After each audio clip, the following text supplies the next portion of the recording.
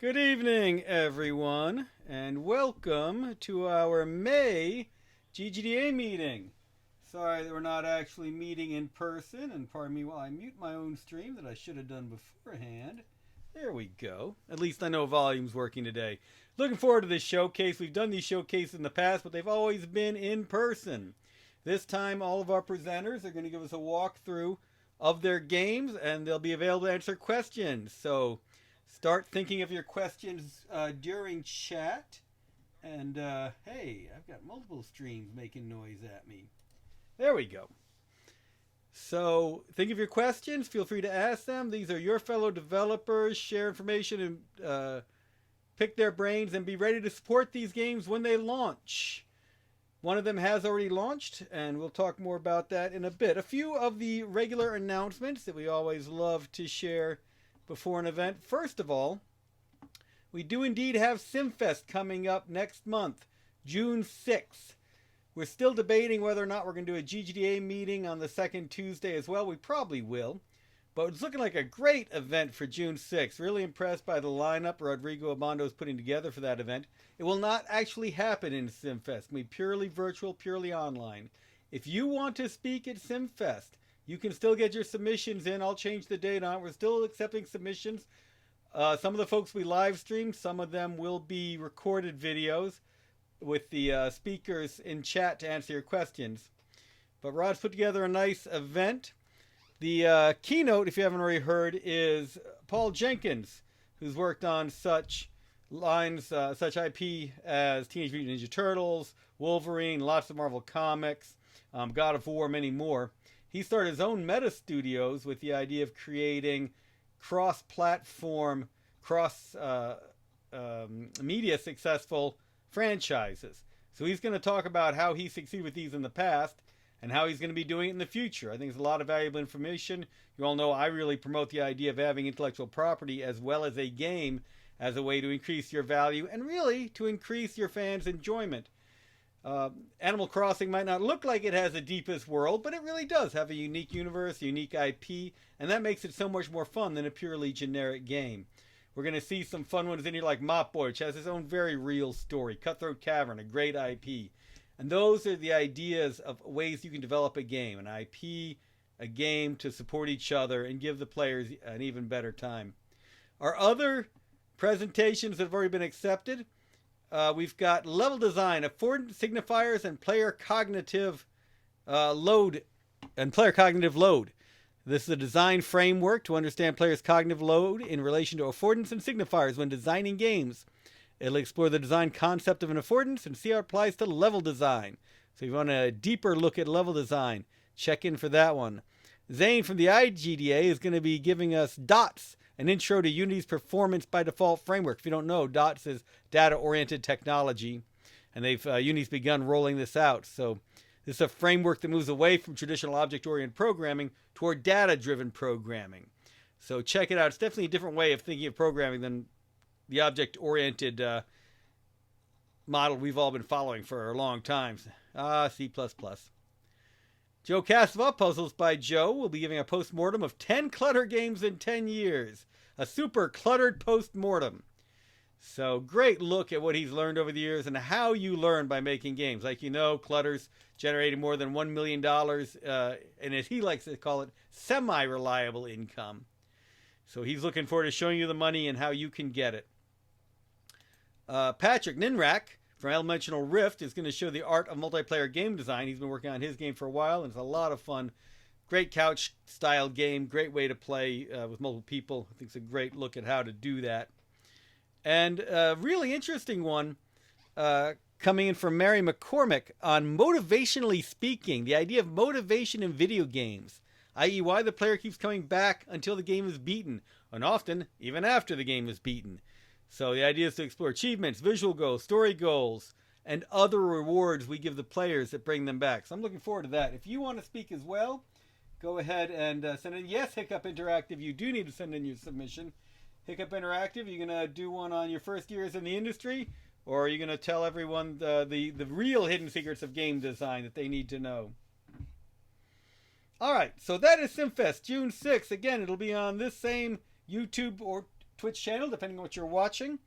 And looking forward to a great time. We are planning to use our Discord to host networking events, talk about games, and so forth.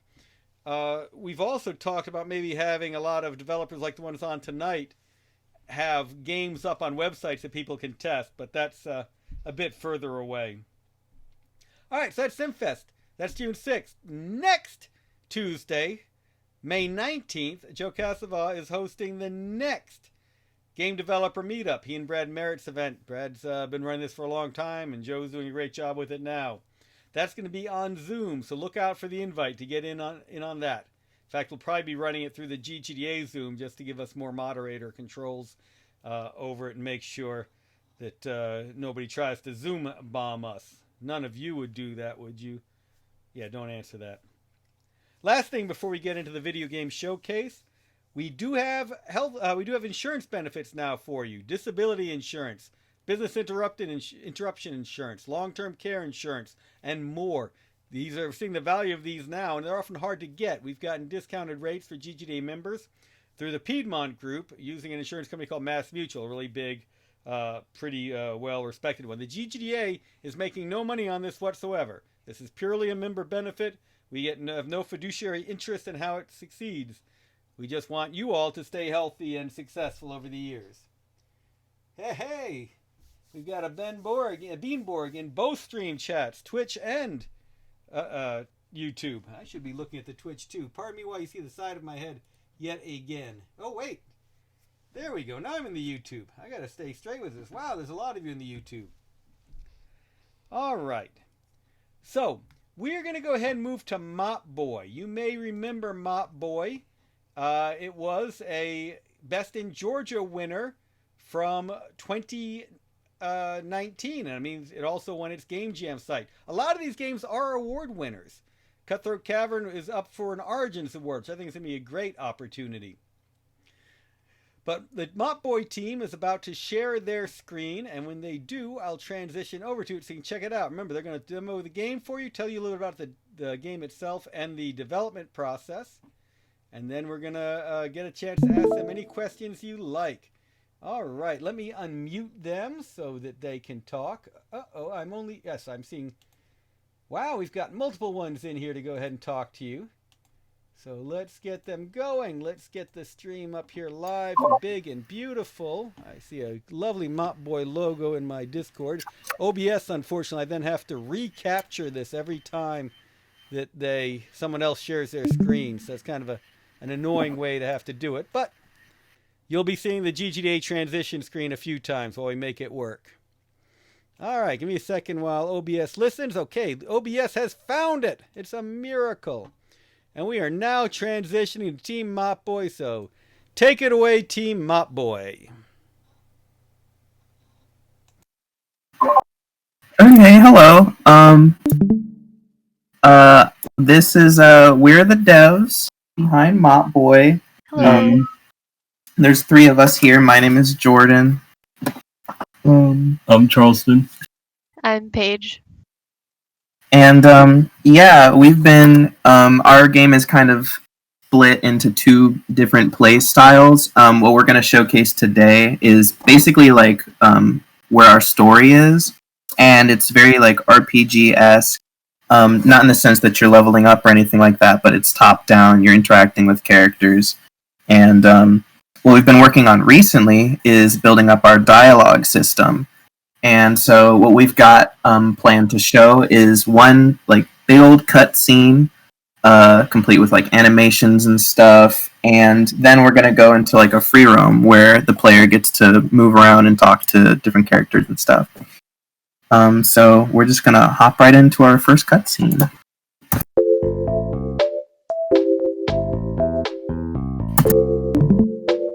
And what you can see immediately is we've got some text boxes.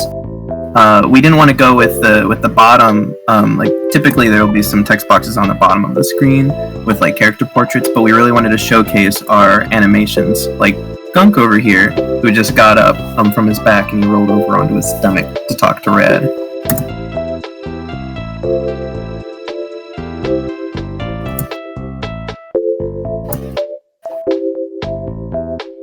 Now, something else we implemented is if a character is off screen and they talk to you, then their text box will pop up on the side of the screen. And here's Mom, and she's excited to get her kids to help her make some sourdough in the quarantine.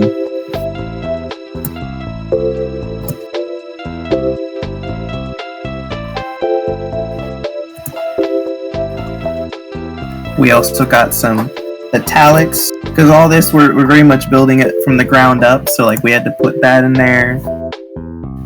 And we got paths, so characters can walk in and off the screen whenever they want.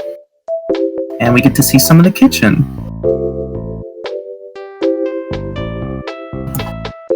And then Dad's on about murder hornets.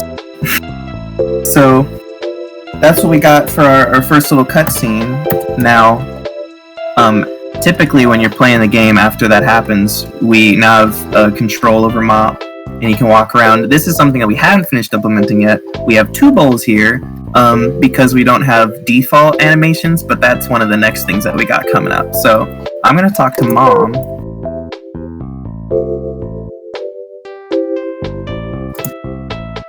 And Gunk's doing his sourdough dance now. So that's like we can change the animations of characters from within somebody else's dialogue. So I was talking to Mom, and now Gunk is dancing. If I talk to Mom again, she can say something different. And she's now stirring the mess out of this bowl.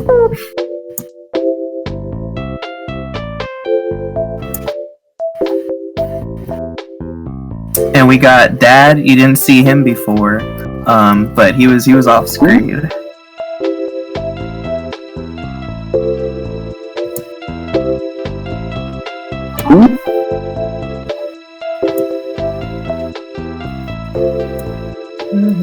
And he's growing just like everybody else.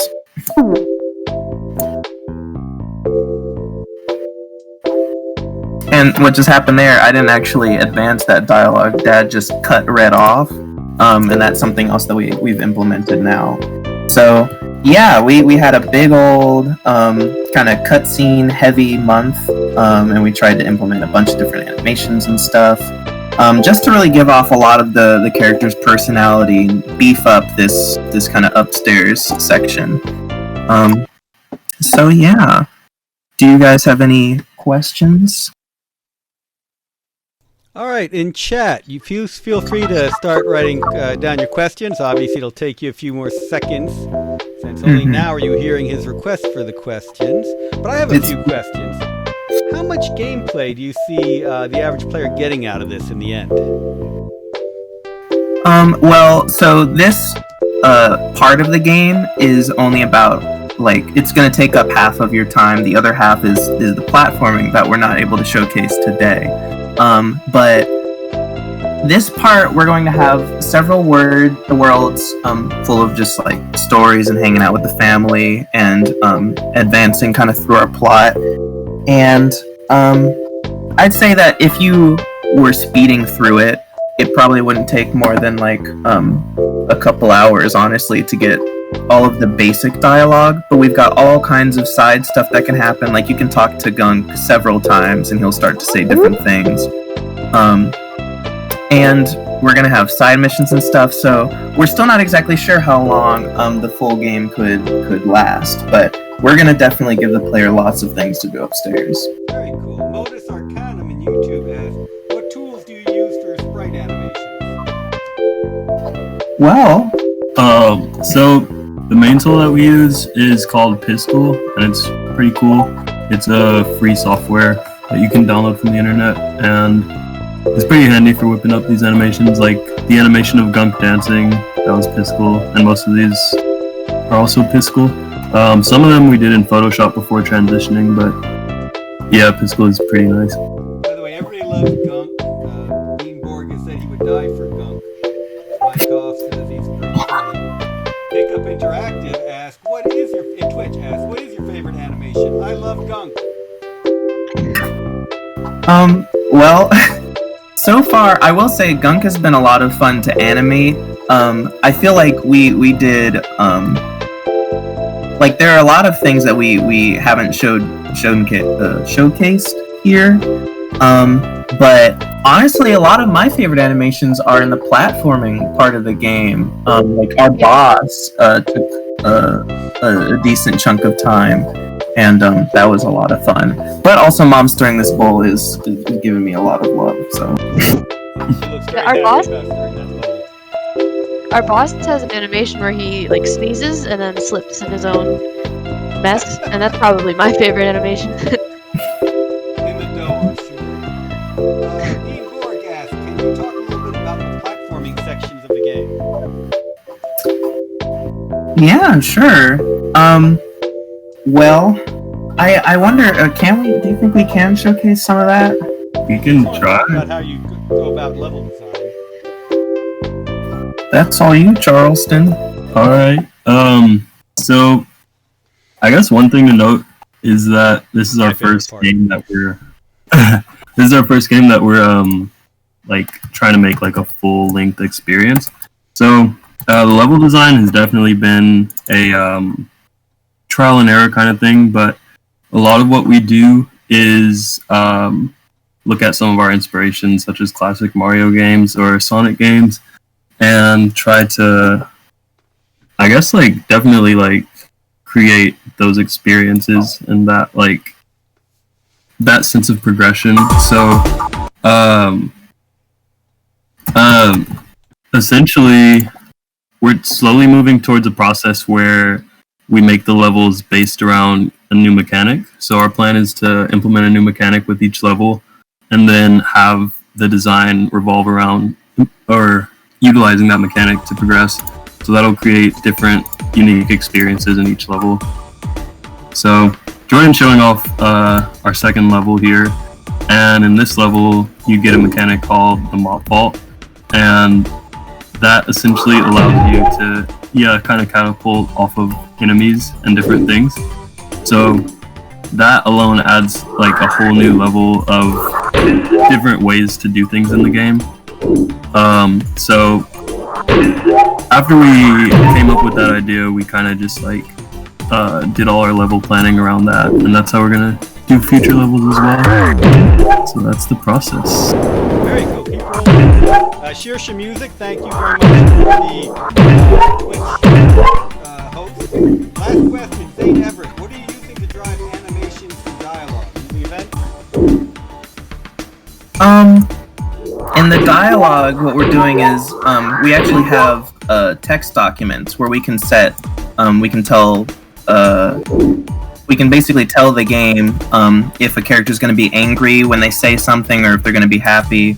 And yeah, what we'll have is some triggers, which if you know about the Unity's animation system, you can basically set animation behaviors at any point.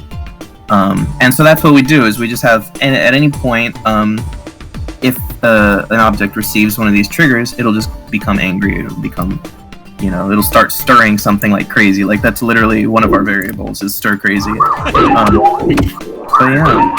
Stir crazy, and they implemented that before we go into isolation. Mm-hmm. Alright, thank you very much, Mop Boy. Mike Hoffa on Twitch says, looks fun, guys.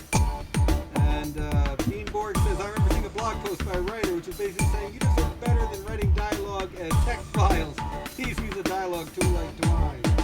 And it resonated with them because they've done the same thing too. All right. No.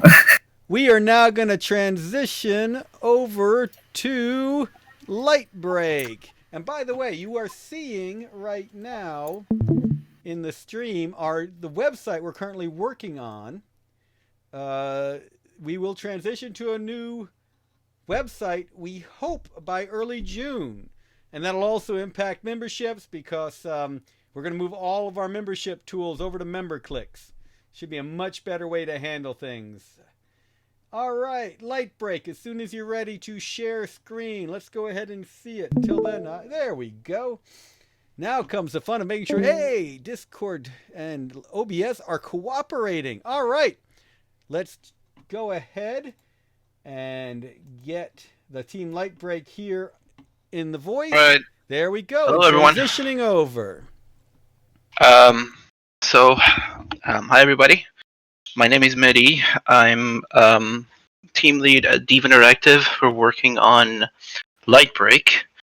So during this presentation, I'll be showing our proof of concept build, which will kind of set a little bit of context for the teaser you'll be seeing after this is done. So Lightbreak is a musical puzzle game.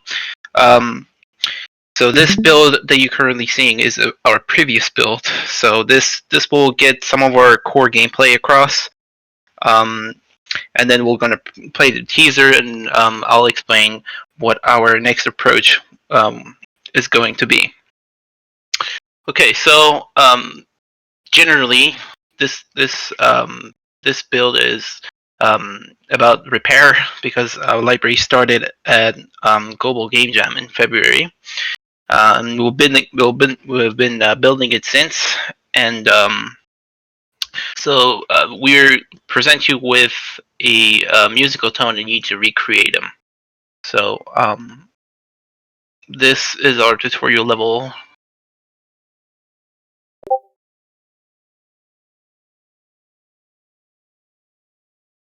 Okay. So you're gonna hear a tone,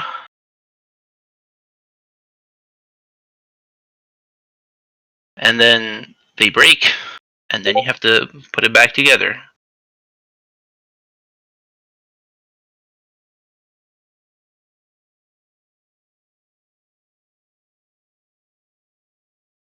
And then you'll reward it with an extended developed version of what you heard. So, and then it keeps going and ramps up in complexity as you go along. So one of the criticisms that we received with this build was lack of visual feedback. So after this build, we wanted to make a visually rich approach and have the same quality visual feedback as we have our great audio. So we also found a very incredible story to tell. It's a deeply touching story, which we're trying to implement into this musical genre, which is proved to be very hard. Yeah, what we found is that all the other music-based games out there either focus on the beat, or like Guitar Hero, or they focus solely on the tones, like Circuit, if you have played those games. But our approach, we wanted to tell a story while blending the music and gameplay together.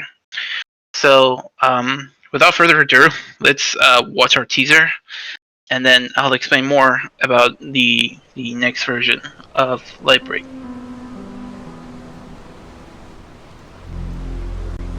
Huh. Not sure why we're not getting audio for it.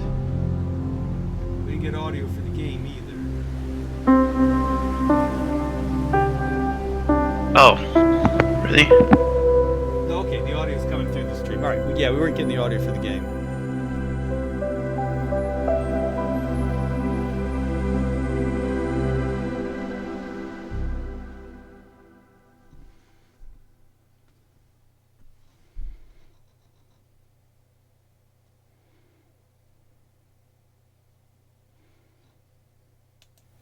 All right, pretty lovely. If you want to get the game going again, Mehdi, let's do that. Sure. And maybe we can try and get the game audio going. You heard the game audio in the trailer, thankfully. Not sure why it wasn't. We did. It worked in the test run. Doesn't it always go that way? Yep. Hey, now we're hearing a little bit of it.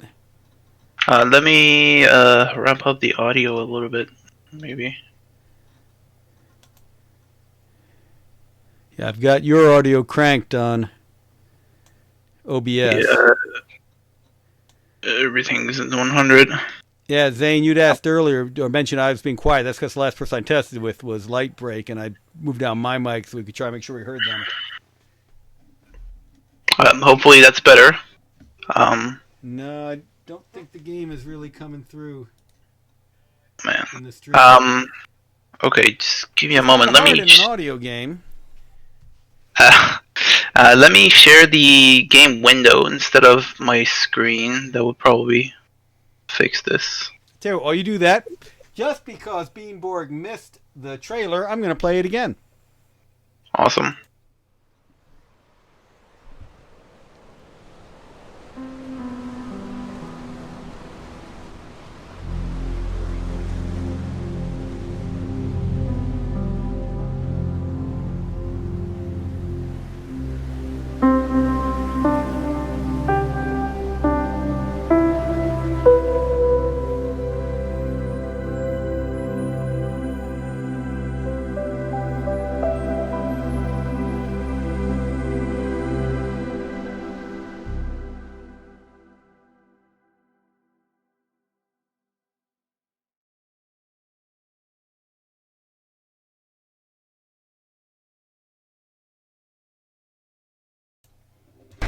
There we go.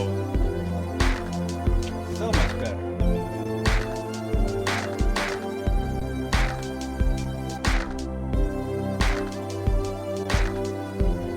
Alright, hopefully the audio works better now. Yeah, that's perfect. Okay, cool. So this was our first approach, which our main goal was to improve our visual richness, basically. So I'm gonna recreate this very simple tone that basically is the theme of this.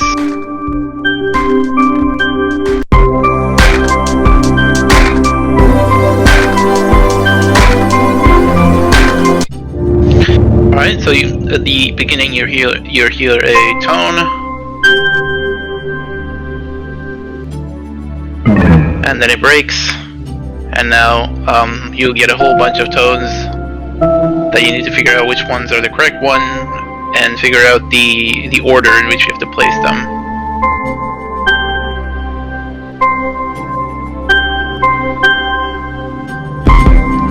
And then you'll be rewarded with the extended version of the song too, which takes you to the next level.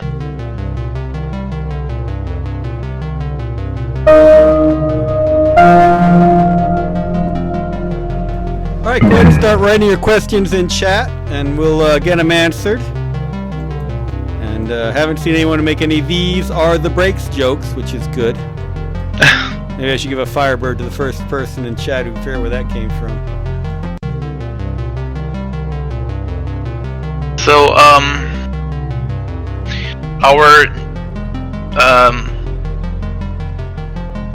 okay, so I'm getting, how many levels will the game have? Notice our channel on YouTube? So, currently, our new approach is, kind of a vignette based, where you can find out a little bit about the story in each scene that you see. Yes. We have currently about 16 levels planned for our next milestone, which is in June. We should have a playable demo then, and we'll definitely let you know about more news regarding our plans going forward. Hiccup Interactive would like a hiccup-sized bite synopsis of the story you plan to tell. Really quickly, tell us about the story. Okay, so the story of the game is about a young traveler and her mom. Our young traveler has been up and about, seeing the world, and she's coming back home to her mom to tell her about all the adventures they had. And but there is a hiccup. Her mom is blind; she cannot see, and during her adventures, some stuff happens, and she loses her voice. And so they only have one means to communicate, and that is music. So that's basically all I can say about the story right now. But the story is really, really cool, and I think most of you will enjoy what we have in store for you. And of course, it's a hiccup-sized amount. You talked about the number of levels involved. People are asking how involved will some of these tunes get? How many elements will there be in them? So this new approach that we're taking kind of opens our possibilities for the levels to not just be cubes, basically. So the teaser that you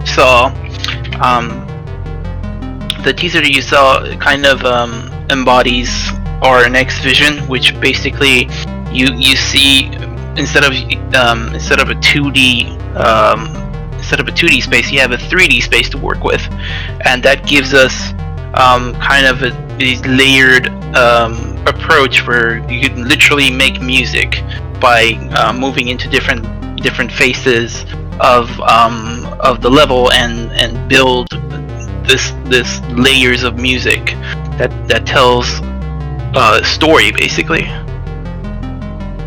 All right, great stuff. Thank you very much, Mehdi, for that. That was Light Break. They're looking to move this forward a lot more this year, maybe with crowdfunding, maybe otherwise, but looking good.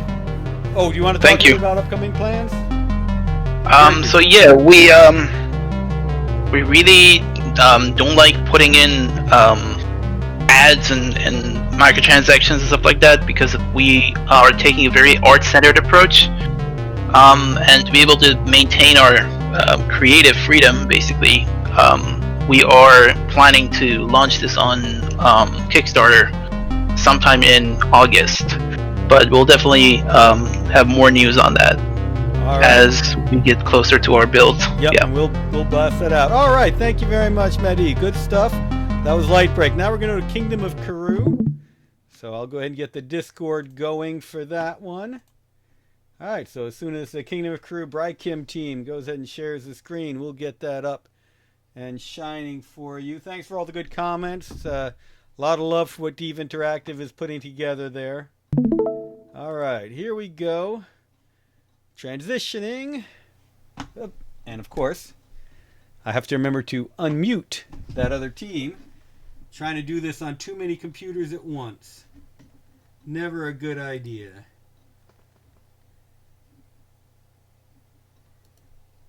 All right, Brian, go ahead. Brian, you should be unmuted. Let's Brian? Let me try this one more time. Thought I had you unmuted, did not. Hey, can you hear us now? Perfect. All right, let me transition back to you all. You got to hear the behind-the-scenes fun with that. Here's Kingdom of Kuru with Brykim. All right, hello everybody. This is Brickham Studios. I'm Kim Presley, the lead developer for the Kingdom of Kuru. I'm Brian Ollison, the co-founder of Brickham Studios and lead game designer for Kingdom of Kuru. So Kingdom of Kuru is our first and flagship game. It is a mobile 2D platforming game, and we're going to show you some features of our story mode. So when you first start playing our game, you go to adventure mode and you go to the player selection. From here, you can choose different outfits, and this is an opportunity to monetize. So right now, most of these are color changes, but we do have a premium option, which is a little bit more expensive, and that is $4.99. So for this demo, we're going to show purchasing the premium outfit. So right now you're purchasing, and once you purchase, you have the ability to select that outfit. So once you select the outfit, you go into the story mode, and this only shows the first time you play with Adventure. So as you can see, the villagers are going about their day-to-day lives, and then suddenly they're attacked. In this next version, you can see the villains, the silhouettes of the boss levels is showing here. And from a distance, you can see our new character, Jimmy. Hey guys, did you change anything since we last tested? We're having those frame rate issues again. Nope. Lovely. Yeah, we tested this. The frame rate was great. All right. Let me see if there's anything I can do on my end.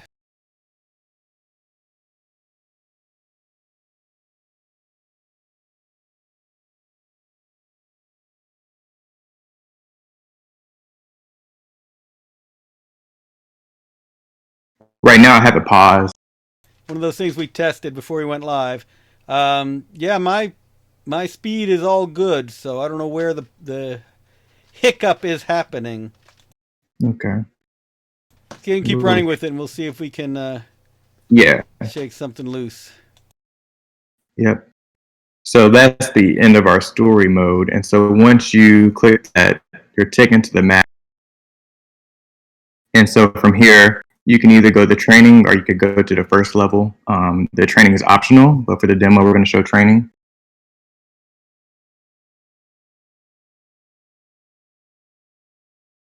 And here, Kara's put into the level, and she's in her premium outfit.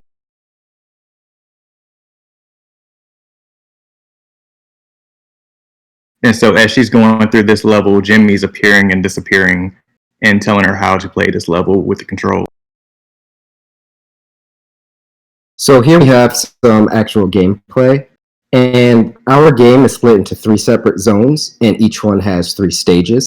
We have a forest zone, desert zone, and cave zone. Each one has its own themed hazards, enemies, and mechanics. So you'll see anything from precision jumping to moving platforms to falling platforms and lava. Each one of the stages has 3 collectibles, and by collecting all 3 collectibles in the stage, you'll get some kind of boon. A boon could be an extra life segment, which means you can get hit more, or for bullet-based abilities, you get an extra bullet that you can use, and for time-based abilities, you would get an extra few seconds to use that ability. Each ability does have distinct uses, so they'll help out with bosses, and you'll be able to change them during the game to find one which suits the situation the best. And as I said, each zone has 3 stages. At the end of the 3rd stage, of course, being a throwback platformer, you'll have your boss. Hey guys, do me a favor. Just go ahead and restart the stream. I'll transition out. Let's see if that resolves this issue. Okay. Yeah, I mean, we're getting great speeds here, so I don't know what the issue is. Yeah, our connection on Discord is showing full.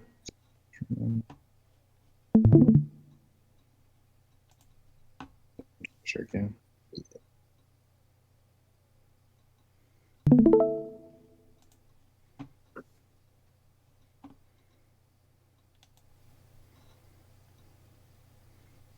All right, you're back live. I think it's pretty clearly something going on in the Discord. You're right. Should we continue? Yeah, go ahead. At least talk about it. Everyone knows that it works fine, even if Discord's being a pain. Alright, so here we have our first boss, which is the Orc King, and he has the power over fire. So within this battle, the Orc King is very angry, and he just rages out. And since he does have that power of fire, he literally ignites. So during battle, he'll chase you around the stage, which you can't go too far left or right because those are on fire. And he's on fire, so you have no choice but to dodge. But eventually with his rage, he'll kind of peter out and then be stunned, and that's your time to attack. And as his health gets lower, he becomes faster, rages out for longer, and his stun time becomes shorter. But after all this jumping and dodging, you do get a nice little payoff once you finally defeat him and get that final hit. He goes down, and then you'll get the ability over fire. And so we're looking to launch late in summer. Oh, very cool. And where do you plan to launch?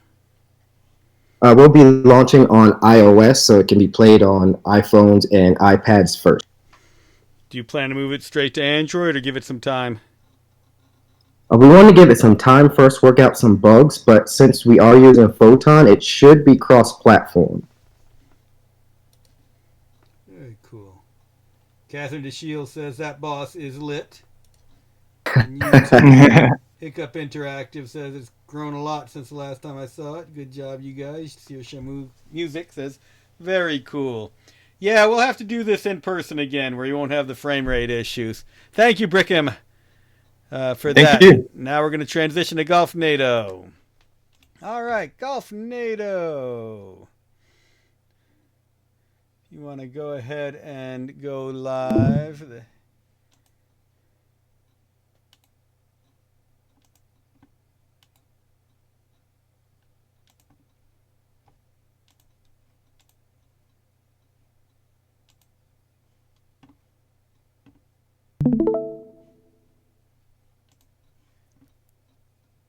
All right, we are moving in to a GOLFNADO! And is that how you say it? GOLFNADO! Take it away, Dean. You can say it like that. So, I'm Ben, my pronouns are they, them, and I'm working on this game, GOLFNADO. You can probably already tell what it is just from the name and from this background here. But it's a mini golf game with a destructive twist. Instead of flicking or putting the ball directly, you create tornadoes which fling the ball towards the hole. Your goal is to get the ball in the hole as few tornadoes as possible, and that's basically it. You can adjust the size and the strength of the tornado by how far you drag the input. And so it's a challenge of learning to use the control scheme to your advantage and obtain mechanical mastery over the ball. So one thing I want to emphasize here is that the entire background is going to be physics-based. Right now, it's all just cubes, but this is going to be fleshed out to a fully destructible environment in the future. So here we have stuff like slopes, which introduce the challenge of if you're not careful, you'll just shoot it way off and it'll go out into the distance. I've got a bunch of levels built out here, but these all show off just the base mechanics of an environment and getting it to the goal here. But I've also got a couple different worlds here. Each world will have its own aesthetic and its own unique mechanics. So here we have a bustling city where you have to get the ball to the other side across the intersection. And we've got pretty advanced AI driving the cars, as you can tell.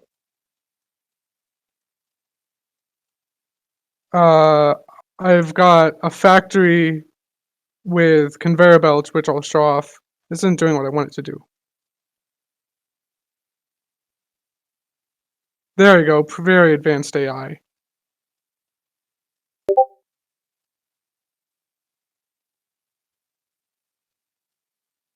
Yeah, so I've got this city with these cars will just always move forward. I've got a conveyor belt here, which will push the ball in one way constantly, as well as cogs, which will slowly rotate and are immovable. I've got pistons, which can just accelerate the ball very quickly. Here we have a mountain world, which is precarious because there are very few walls, so it's easy to just fall off. And also there are bridges which will fall apart if the tornado hits them. So my design philosophy here is I want to have many ways to interact with the environment in good and bad ways that can either help or hurt you. A lot of the time that's going to mean physics objects like these bridges, And that's great because it's super fun and intuitive to interact with physics.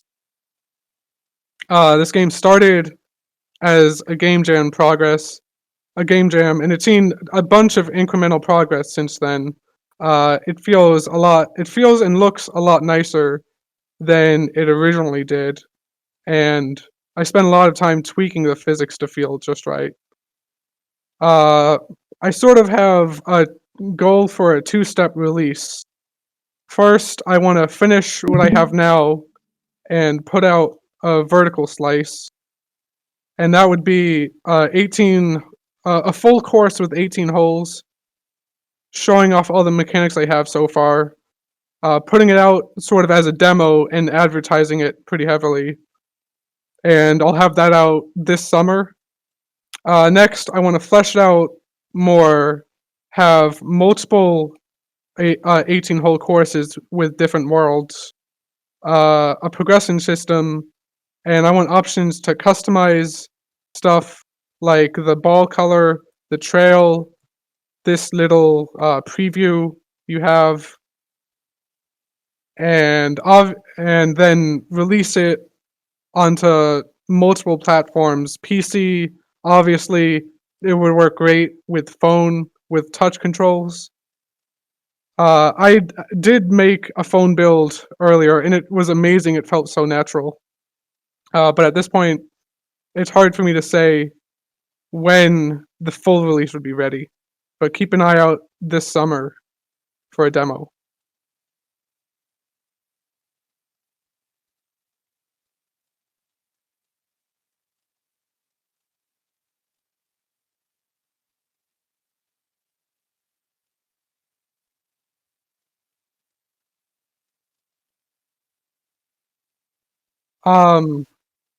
So I haven't decided if I want the core game to have just the regular world and have these other courses be extra. But when I do finish it, I'm sure I'll come up with more ideas which I can add, which will be DLC.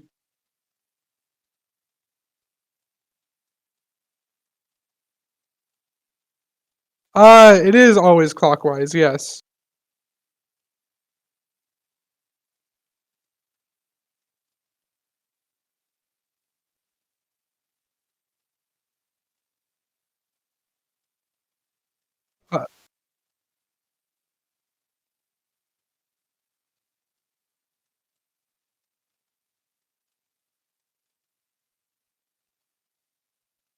So I mentioned that this was originally a game jam game. It was the theme was storms, and I came up with this idea, and I immediately fell in love with it. The original demo, I think, is still available somewhere, because actually it was ripped onto several other sites without my permission. But that means that people liked it. It was terribly ugly, though, I have to say. Velasden says, I'm guessing at some point there'll be custom storms to give personalization. Zane Everett, of course, asks, will there be an Aussie version? I just want to see Roby's slippers coming out from under one of the tornadoes. An Aussie version? Australian? Yep, an Aussie version. Oh, because everything goes wrong in Australia. Yep. And goes the other way around. So I had a suggestion from another person, which was an underwater level where instead of a hurricane, you control just a rapidly spinning octopus. And it's a pretty funny idea that it's hard to say no to. All right. But I'm not going to make any promises. That was great stuff, Ben. That's GOLFNADO, everybody. We'll transition again. Get ready for Cutthroat Cavern. So while Cutthroat Cavern gets us its stream, you can keep asking questions. Oh, I forgot to share the GOLFNADO link. Bean, if you can put the GOLFNADO link in to the YouTube and Twitch streams, that would be great. You've got it. Alright, going to Cutthroat Cavern. Let me go ahead and change muting options.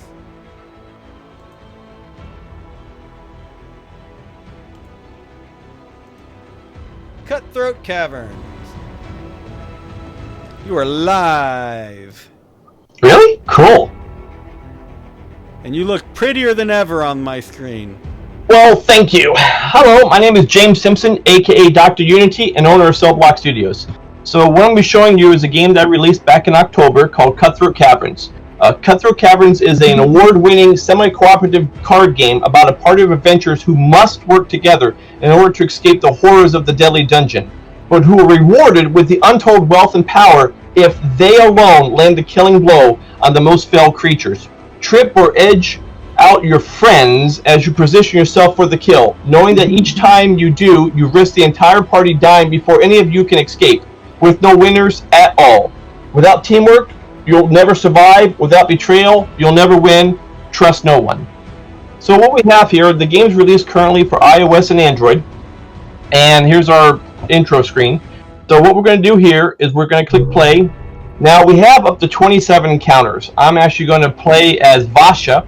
I'm going to set the difficulty to normal. I'm going to do random encounters, so I don't know what's going to be coming. I can select which encounters if I want to try different mechanisms against different encounters.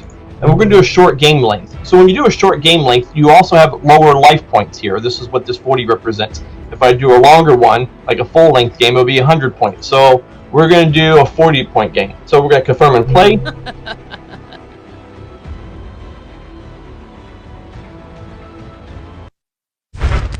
So what we have here is a 4-player card game, and you're playing as one of the players. I am Vasha over here, and this is the encounter we're going to encounter. We have a total of 3 encounters. We are on the first encounter. So the Lurker, which is a fiend. The Lurker strikes all players except the player who wounded it for the most damage this round for 15 life points. If no one wounds it, all players lose 5 life points. So I'm going to say ready. I'm initiative 1. Okay, if I need to go back and know what it says, I can click here, and it tells me the Lurker strikes all players except the player who wounded it for the most damage this round. Okay, so I want to make sure I wound it for the most amount of damage this round, or I'm going to have a 5-point attack against me. So I can scroll through my cards. This tells you the number of cards. This tells you the number of potions. This is my life point. And this is how much prestige I get. So when I actually defeat this, I will win this right here, which is the prestige amount. And obviously I want to basically stay alive long enough. But I only get the prestige if I land the killing blow.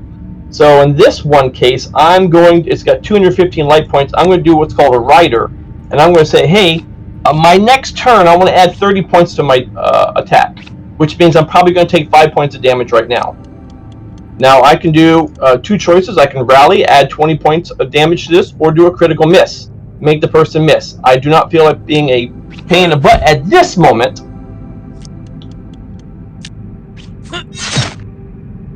Now, if I really want to be a pain, which I know I'm going to be, I'm going to say critical miss. So that 100 just got lost. Okay? Human Shield. I can do this, and where I can actually... A Human Shield is an action card that I can play when I take damage. I'm going to be taking damage. I know 5 points of damage. But I really want this guy to die. So I'm going to go ahead and hold this, take my 5 points of damage, and direct it there. Now, the way the AI is designed, well, I actually killed the person. Yeah, I told you. With a short game, you have very little life point. At 100, it's okay. So now these 2 players are playing back and forth. And the way the AI is structured is, the AI changes based upon how you play. So they're actually just doing a whole bunch of cards right now. I'm actually going to say, nope, I don't want to rally that person. I don't want to rally that card.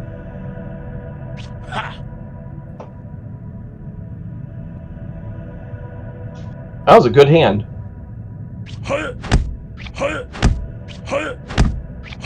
Oh, 5 points left! Okay, I'm initiative number 2. So I know I'm going to add 30 to this, so I know I can use a lower end card to attack. So I'm going to use a 10. Hopefully, that person got it. And I can rally by adding 20 points of damage, but big deal, they've already won unless I had an action to stop them. So Orin is actually going to win. I'm not going to waste my card. And there we go. And now we're down to 2 encounters. I can actually discard some in my hands. I'm actually going to get rid of this rally for right now. If Edain had potions, we would actually be able to fight for the potions. This is the monster killer right here. So we all have to discard a hand, and it's going to be really bad. Okay, so I want to give it the lowest amount possible, which is 5. So, looks like 65 points of life point damage. I'm number 2. Oh, Iron Skin, yeah. I don't take any damage, so I'm not going to heal myself. I'm number 3. Protected cards. With protected cards, if this character matches my player, when I'm playing the card, I can actually choose to use the 20, or I can rotate it and do the 40. I think there will be some damage done to it, so I'm going to actually set this card. Orange just stole the portion of haste.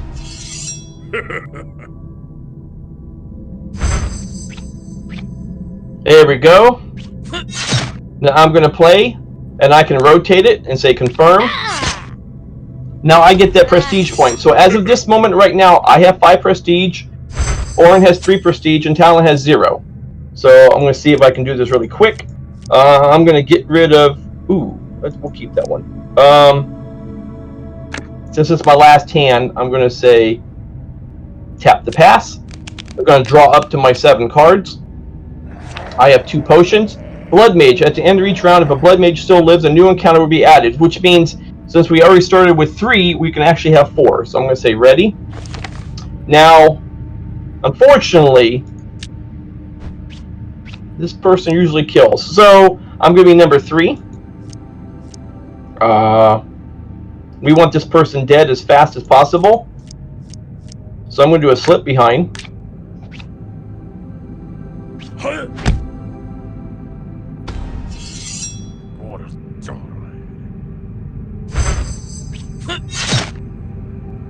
Which on my next turn will allow me to double my card.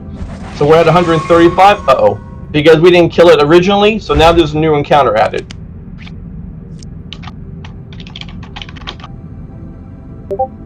Let's see if I can clean this up really quick. Let's do a 40. Ah, don't, no, not me. Ah, okay.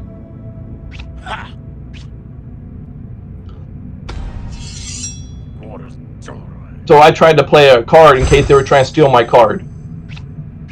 So now I do essentially 80 points of damage, and 50 does not kill it, which means it's going to add another encounter. So you can see how the game goes. Okay, does anyone have any questions about the game? Lots of praise of that type of game and of the game itself. A lot of praise of the look of the game. Obviously, you're not using the card art itself from the original tabletop game. Why don't you talk a little bit about the process of converting a tabletop game over to a digital game? So yes, let's start with the first questions. The game was originally created, it's a card-based game. It is a diceless RPG style card game created by a company called Cutthroat Cavern. I'm sorry, Smirk and Dagger. Smirk and Dagger is the IP holder. It's one of those games that I played when I was at one of my conventions like Gen Con, and I was like, I love this game. And with that being said, I went and talked to the guy. I was like, look, I really want to port this over. He goes, and he started laughing at me, and I was like, what do you mean? He's like, I've had 3 other companies try and do this before, and they all failed. I said, well, I'm not going to fail. So I went ahead and secured a contract with him, and sure enough, I was able to do it. The biggest problem with this game is, with the 27 encounter cards, they are essentially 27 mini games, and you have interrupts for each type of different cards. There are around 94 there are 94 action and attack cards, and there are 27 encounter cards. So it's been a lot of fun. like the previous people who have spoke, I'm not a big person. I'm not a big fan of ads, so I try not to do in-app purchasing or ads. So the game is you have to purchase it outright. I don't want to be doing any kind of IAPs or anything of that nature. And we are up for an Origin Award for the best conversion of a card game into a digital platform. So hopefully we should find out here in June or July whether we actually won. So pretty excited about that. For those of you who don't know, Origins is one of the biggest and oldest tabletop gaming conventions in the world. Going digital this year, I guess. But, yes. Traditionally tabletop group. All right, Cat DeShields in YouTube says that Blood Mage, that art is lovely. Saoirse in YouTube says, love the subtle atmospheric music. Kim Presley asks, what are you using to enforce the effects of the cards? We have, it's a huge data matrix behind how we do this. So we have to have different stacks behind the scenes for each different cards. And then when an interrupt comes in, we essentially take all of those and create a separate stack to resolve all of those. It was a small nightmare, as well as trying to have 7 different AI types involved here. So you have some AIs that are more reserved, some that are very painful, some that are really, they want to help other people, and trying to balance all that with, they have a card in their hand. How do we know whether to play that? It's been challenging. For those of you who haven't realized it yet, Dr. Unity did create this game in Unity.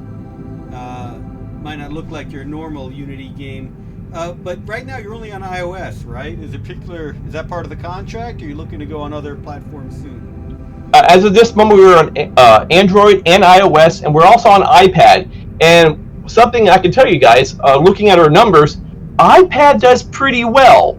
It's almost iPhone, iPad is almost a 50-50 by the number of people that actually purchase this, which is really good. When you deal with Android, we have a lot of problems because Android has such different aspect ratios, depending on what you buy, especially people buy these lower-end tablets and they want to run high-end games, but they have these really off-size dimensions. So we stick with either 16:9, 16:10, or 4:3. And that has been, and 5:4, and those have been the aspect ratios we've been putting it out for. We are looking to put it out for Nintendo Switch, Xbox, and PS4. Very nice. Kim Presley says, congratulations on pulling that all together. Sounds super challenging. Being bored in Twitch asks, when I saw Cutthroat Caverns on this list, I was confused. Like, I don't know, we had more local board game developers. But, all right, good stuff, and really interesting looking. This is the one game in the showcase that is available now. Yes, that's correct. It was released in October, and as we find problems, we make a new build. We've been putting out a new build probably about every 4 to 6 weeks. As people come by and say, "Hey, we found a problem in this," so it's like, okay, so we'll go ahead and push out a new build, and that's going to be the other big thing to put out. When you put out a game, you keep going with it. You keep making it and making it better. Now, the actual Cutthroat Caverns that you can buy at the card games, you can buy at your local comic book store whenever we're allowed to go back to comic book stores. There are multiple expansion packs, which we will be adding as DLC content for this. All right, good stuff. I tell you what, since we didn't let you finish the encounters before, go ahead and finish it now while people watch. We'll go ahead and we'll see. Hang on. Game. Let's see. Discard unwanted card before drawing. Let's see here. Let's get rid of that one. I've been bugging James to stream this game, and he keeps talking about doing it. Is this the first time you've actually live streamed the game to an audience? Yeah, that is correct. A Ripper. Oh, I love Ripper. I can kill Ripper in a moment. Hold on. KCL says, very impressive. Bean Borg asks, does it have local multiplayer or online? And well, yes and no. Since no, why? What are the plans? Yes. So at this moment, it does not have multiplayer, and the biggest thing is trying to find a cheap service for multiplayer. For example, you can use Photon, but since it's a purchase game, we don't do any kind of in-app purchasing or any kind of upsells. We have a hard amount to go with. So it's like, hey, how do we balance spending $1,500 a month for a multiplayer server, and we're only making, let's just say, $1,300 a month, as an example. So we're looking at doing multiplayer. If we can find a more cost prohibit way to do this. Let's see here. I'm number 2. Let's do a double strike.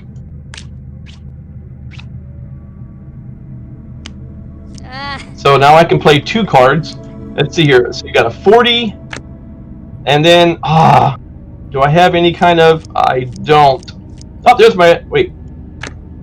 I did that 40, and looks like I can only do a 25. So I will probably not defeat this, and Talon will defeat it by doing a 10. And I have no cards to stop him. So he won prestige, so he got the 6 points. I got 5. He is currently in the lead, and we got 2 encounters left. Now, because of Orin that died, we actually get to pick the potions. We get to basically fight for him. I want to do strength, and then Talon will get that. I'm going to get rid of that 5 because I want to kill things faster. No, we want to keep that back in. Let's get rid of the feint, and let's get rid of the crowd. I want the mechanic for going through your cards. That's a nice. Yeah, that was fun. Okay, so when kill see once again you think you play 3 encounters. Well, we added 2 with Blood Mage, and with this one, it takes the current leading player and reshuffle it into the encounter deck. So I have already won one encounter. And if Talon wins this, then we take that one and we put that character back in. So as you can see, it can be a lot longer. So I'm going to do a potion of strength. I still haven't taken any damage, so I'm still going to be fine. Now my next 2 hits are going to be double powerful. So I'm going to do let's do a 40. Hiccup Interactive wants to know, how big was the team that worked on this one? Was this your usual 20-person team? Yes, I had actually 75 people working on this. I'm kidding. I had myself and a guy named Walter. So just the 2 of us.